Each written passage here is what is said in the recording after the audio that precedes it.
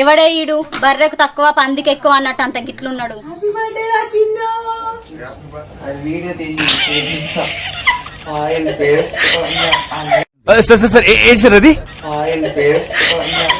చాలా బాగా వచ్చింది.